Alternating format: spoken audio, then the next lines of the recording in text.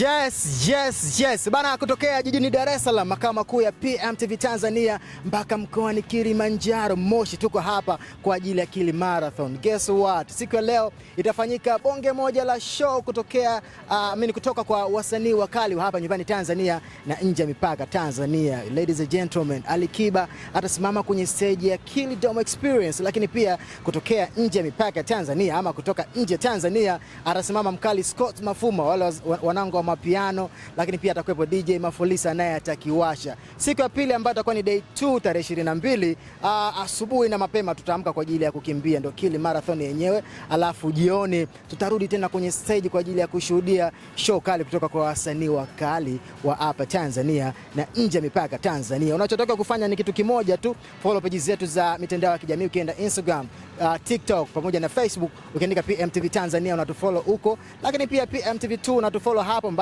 ndipo video zote ama story zote tutakuwa tukidondoshea hapo. Bila kusahau kubwa zaidi, usisahau kusubscribe YouTube channel yetu PMTV2 kwa sababu matukio yote pia tutakuwa tukiyadondosha hapo. Bana, mimi naitwa Nicky Tozi, niko na director Didi na tupo hapa Moshi kwa ajili ya kukuonyesha namna ambavyo wasanii wanafanya show kwenye mastage makubwa. Ni msanii gani ambaye unategemea ataua zaidi kati ya hawa ambao nimekutajia? Kumbuka, kuna Ali Kiba, kuna Scott Mafuma kutoka nchini Afrika ya Kusini, kuna DJ Mafolisa, kuna D-Voice, kuna Joe Makini, mwamba wa kaskazini.